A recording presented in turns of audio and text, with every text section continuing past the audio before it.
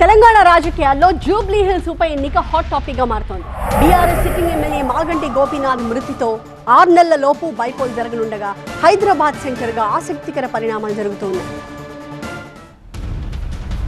తెలంగాణ రాజకీయం ఇప్పుడు Jubilee hills చుట్టూ తిరుగుతోంది.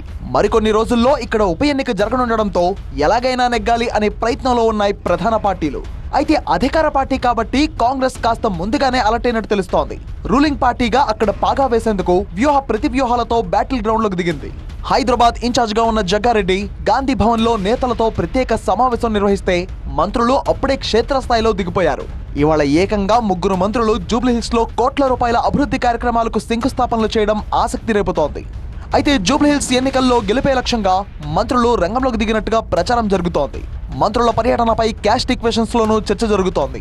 కమ్మ సామాజిక వర్గంతో పాటు ఎస్సీలు, బీసీలు ఎక్కువగా ఉండే నియోజకవర్గం కావడంతోనే వివేక్, తుమ్మల, పొన్నంలను రంగంలోకి దింపారు అన్న చర్చ కూడా జరుగుతోంది. ఈ రాష్ట్రాన్ని అదేవిధంగా హైదరాబాద్ నగరాన్ని ఒక మహానగరంగా తీర్చిదిద్దబోయే రేవంత్ రెడ్డి గారి ఆలోచనలకు బలం చేకూర్చాలంటే జూబ్లీ హిల్స్ ప్రజల యొక్క నిర్ణయం ముఖ్యం అని చెప్పి మీకు ఈ సందర్భంగా విజ్ఞప్తి చేస్తూ పెద్దలందరికీ ధన్యవాదాలు తెలియజేస్తా, డివిజన్ నమస్కారం తెలియజేస్తూ సెలవు. Thank you. అయితే జూబ్లీ హిల్స్ లో మంత్రుల పర్యటన కాంగ్రెస్ వేసిన పొలిటికల్ స్టంట్ అంటోంది బీఆర్ఎస్.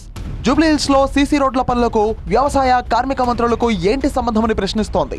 సొంత డివిజనే పట్టించుకోని మేయర్ జూబ్లీ హిల్స్ లో తిరుగుతున్నారని ఎద్దేవా చేస్తోంది.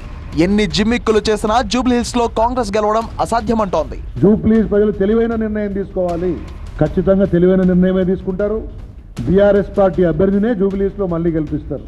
మీరొచ్చి ఎన్ని హడావుడి ఫోటోషూట్ శంకుస్థాపనలు చేసినా, ఎన్ని దొంగ మాటలు మాట్లాడినా, ఎన్ని మభ్యం పెట్టాలని చూసినా జూబ్లీ హిల్స్ ప్రజలు చైతన్యవంతులు కాబట్టి ఎక్కడ కూడా మీ యొక్క దొంగ మాటలు నమ్మే పరిస్థితి లేదు.